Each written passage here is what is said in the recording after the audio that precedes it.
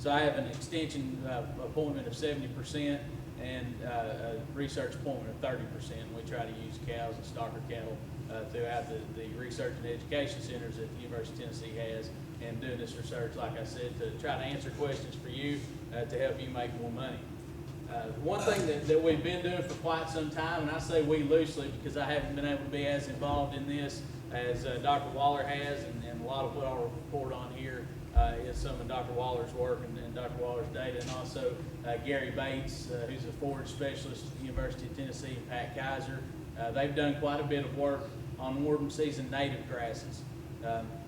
You know just as well as I do, if you run any summer cattle, that there's that slump there in our fescue pastures where we need, in the peak heat of the summer, we need some other sort of forage production, unless we're just full of background in these cattle. If we're trying to graze cattle and make most of our gain on grazing, there's that summer slump there that we really need to try to fill a gap in. Dr. Waller, Dr. Bates, Dr. Kaiser have done a lot of work with these warm season natives to look at trying to fill that gap in. Mostly they're looking at switchgrass, big blue and blue stem and Indian grass, and mixes of those. A lot of that work has been done at Highland Rim. Dr. Sims here, Perry Pratt, that run that station at Highland Rim, and they know a lot of this work by heart too. And they've done a really good job at finding ways to fill those summer slump gaps. So what I'm not going to do this afternoon is show you data. What I'm going to do is introduce to you these trials that we're doing, tell you about those, and certainly, like I said this morning, both the University of Kentucky and the University of Tennessee are very dedicated to a county-based extension system. So you have your county agent available to talk to. If they don't directly know these by heart, they know how to get a hold of us, and we can tell you the actual data of this, and we can sit down with you and consult on how you can use the information that we're generating from these trials. So I just want to introduce the trials. If you're interested in hearing more about the way these turned out, we'll be here today. The rest of this afternoon we'll stick around some, and then again, then you've got ways to get a hold of us and get these data.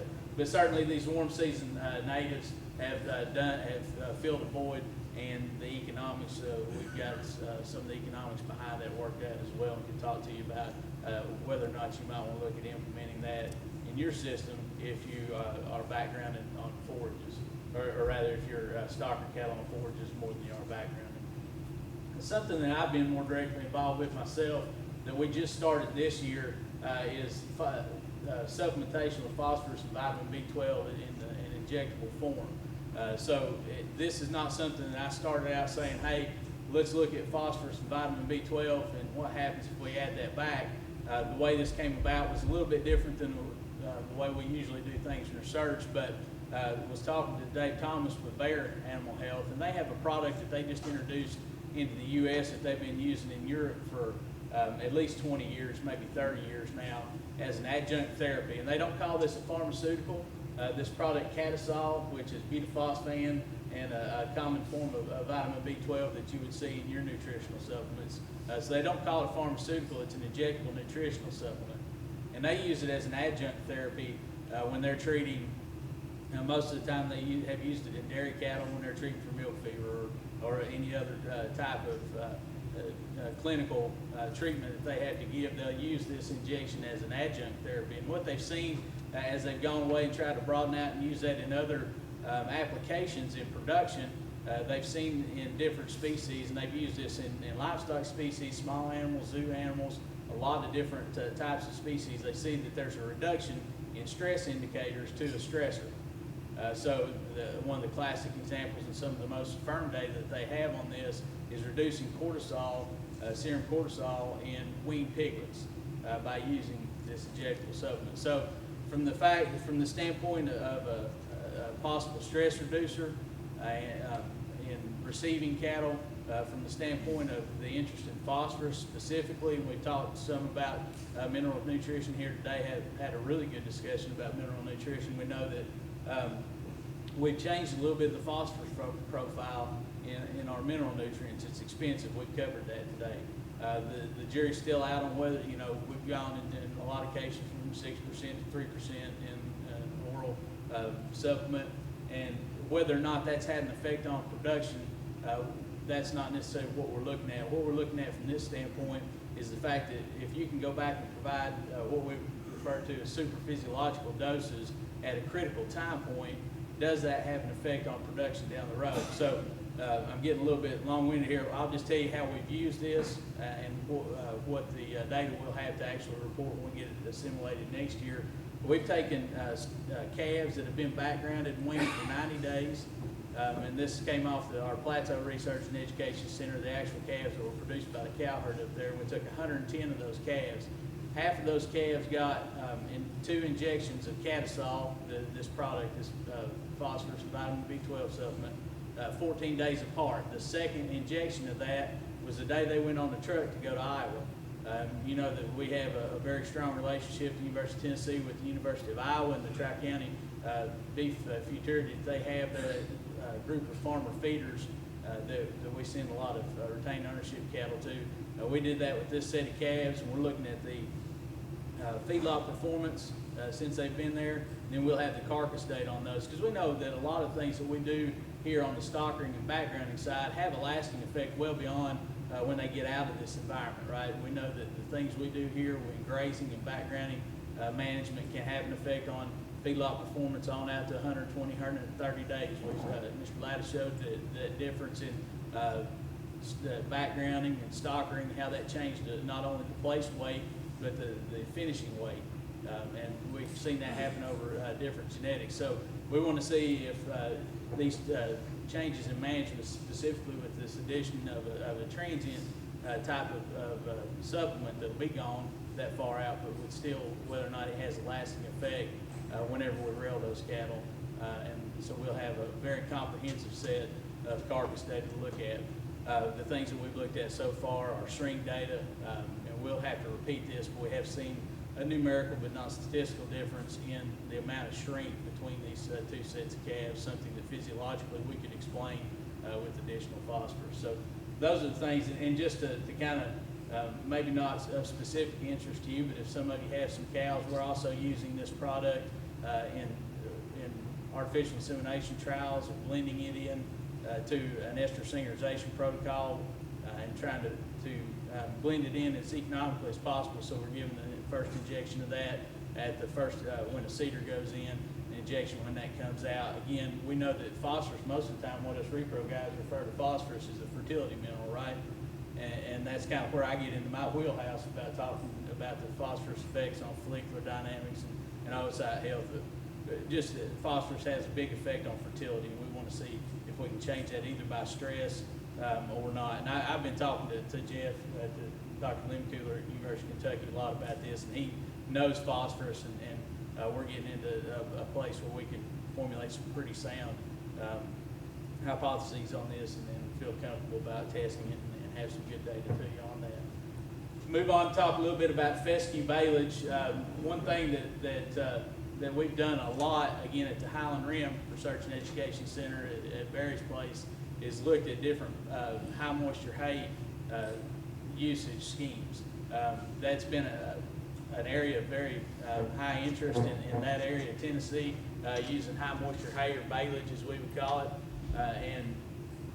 You know, we've done a lot of work with I should say we, before I got here, Dr. Rawls and Tammy McKinley, who are both here today, had done some economic studies with that, looking at, you know, if you can get that hay up a little bit earlier, specifically in this instance, that fescue up before it gets too stemmy, and that's always a situation we run into, right? By the time we can get in the field, the weather allows us to put that fescue up, it's got too far along. We don't have its optimum nutrient capacity to that fescue. So what we wanted to look at though is kind of an extension of what Dr. Warren Gill, who's in the position I'm in now before me, before we went to MTSU, had started some of these concepts and started testing those, and I came in and continued that. We wanted to make sure that there wasn't a negative effect of ensiling fescue on growth and performance of these cattle, because we didn't really know what would happen to the dynamics of that endophyte when you put it in that high moisture situation. You ensile that tissue, what would happen to the endophytic fungus in there. So what we've done to that end to test that was take dry hay and baleage out of the same field at the same time and look at the performance of those cattle. We lightly supplemented and that just to make sure those cattle were in a positive plane of nutrition. So we fed either dry fescue hay or fescue baleage with 3 pounds of soy hull pellets per head per day.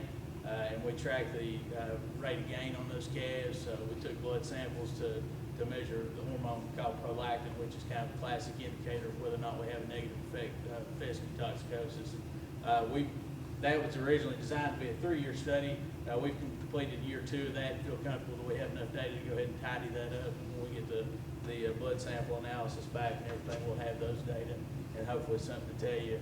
And it looks like probably we'll be able to use this fescue. And some of you may already use high moisture fescue hay in your production scenarios. I've talked to dairymen that use it too. And if they can do it, then that's probably going to be good too for stocking cattle. This talk about commodity feed interactions and kind of continue the discussion about using high moisture hay or baleage. Another thing that Dr. Waller has done with those cattle that he stockers on orange season natives is he'll take them off that stockering phase and put them back in the feedlot at Highland Rim and feed those cattle on rye baleage that they use as when they harvest the cover crop off their tobacco ground. They put cereal rye out there. They put that up in the form of baleage. And Dr. Waller has looked at the interaction of different supplement strategies with that baleage and its effect on performance. So specifically, he's taken distiller's grains at 4 pounds per head per day, gluten feed at 4 pounds per head per day, and his control, kind of classic control of corn and soybean meal. And then he split the two and used a combination of distiller's grains and corn gluten feed, 2 pounds each, to make up that 4 pounds per head per day. And what he found was actually the distiller's grains itself had the most economic benefit in gain and cost on those steers that were backgrounded on this baleage. So again, just looking at some commodity feeds that are widely available to us and the best way that we can use them, and we've gotten some really good, Dr. Waller's gotten some really good data off that. This talking about carcass data and stability is more of something that might relate to a Cowcalf Gap, but does go back to you as a stocker. We have years and years and years of carcass ultrasound data on the cow herds in the University of Tennessee system, and we have a graduate student going back and looking at those data, carcass data, and how that relates to stability of the cows, but also we'll be able to have some carcass data on the calves out of those and relate those back to that. We talked a little bit this morning about selection of those cattle. Mr. Latta talked about if you have the information on those genetics, it can be very handy, and we'll be able to put together some concepts that might help you in sourcing your stockers and whether or not you would want to retain ownership of those or go ahead and sell them on a commodity basis. Fetal programming, again, a cow-calf study that myself and Dr. Strick will be looking at, but directly affects what you do. Fetal programming basically just refers to what happens to that calf when it's in the uterus of the cow in the 3rd trimester, and how if it runs into stressors in that situation, if we back off and coast a little bit and let those cows just get in a negative or a stable plane of nutrition in the last trimester, when we traditionally try to rest on our laurels a little bit as cow-calf producers, we can have a negative effect on that calf. And we can negate a lot of genetic improvement that we make through genetic selection. And we want to be able to look at that, how it affects those calves when you get them in the stockering phase, and how it affects those calves in the feedlot and then on the rails. So we'll be looking at that as well. We have folks in the animal science, again, Dr. Waller works a lot with this, looking at genes associated with fescue toxicosis tolerance. Dr. Burris was mentioning that they do a lot of genetic work with Jamie Matthew, and it is fairly intense work, but we can look at genes that are upregulated or downregulated in certain sets of cattle that we know are very tolerant of fescue, cattle that breed well when they're on fescue, stocker calves that perform very well on grazing hot fescue, those kinds of things. We pull hair samples on those, look at the genetics of them, and eventually, again, down the road, what we want to get to is you being able to use that as a tool if it's in procurement. Or as a cow-calf producer in marketing to you, saying, I've got these calves that I know will perform well on fescue, and they might be worth a little bit more to you. And again, having that information that we talked about this morning, that information that's power and that information that can mean money. some joint efforts that we do between extension and research. We've had some issues with mortality management. We've worked a lot with, again, with this collaborative effort that we have with the University of Kentucky on looking at mortality management. We'd had a renderer that picked up most of our deads in Middle Tennessee for a long time. They went out of business because of the 30-month rule or the 20-month rule, and them separating nervous tissue in those renderings. They just couldn't do it economically anymore. So all of a sudden we had to figure out a way to get rid of our mortalities on farm.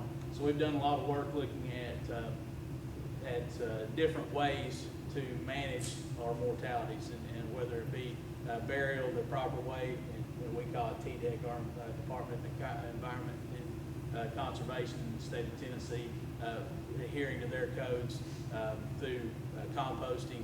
We've done quite a bit of work on that, and that certainly would be of interest to you. And we have some really good fact sheets that we put out just this past year on great ways and economical ways to handle those mortalities.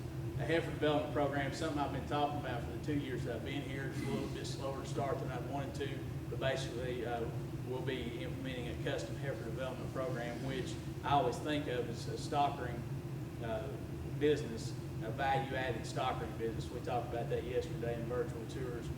Folks just stockering heifers with the option to be able to sell those as replacements, or go ahead and breed them and sell them as bred replacements. So we have some opportunities coming up in that.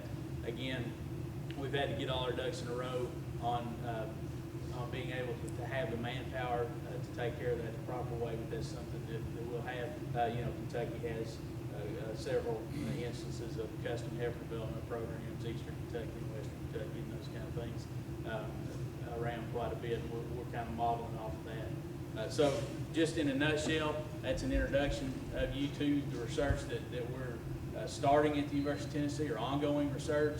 If any of that interests you, I would really encourage you to talk to myself or Dr. Neal or any of our county agents that are in the group, and we can get you more detailed information on that. But wanted to let you know what we're doing. Some of that work, specifically the Fescue Bailage, is funded by the Mid-South Stocker Group. So not only is this group about putting together a conference each year, but we do fund some support that will be directly toward answering issues that you might have, or something that might make you more money. So with that, Dr. Burris, I'll open it up for questions for both of us. So any questions or comments? That Cat's-All research, does any of that include coder bulls? Wes's question was the Cat's-All, the injectable phosphorus and vitamin B12 supplement. Does any of that include cutter bulls? And no, that's something that I was going to speak about. In the interest of time, I didn't. What we've done so far with that is something that we see in the university system quite a bit. We take a set of calves that are produced on our research and education center that everything's done perfect on them. They're really high quality genetic. They've been treated right in utero all the way out to weaning, and we'll apply a treatment sometimes and not have enough room not enough room for improvement to see an effect. But that is something I want to do to directly answer your question. And Dave and I have talked about some of that on receiving protocols of commodity type cattle that might be of unknown history, and then be able to use that and see if there's a place to put that more in real world type situation.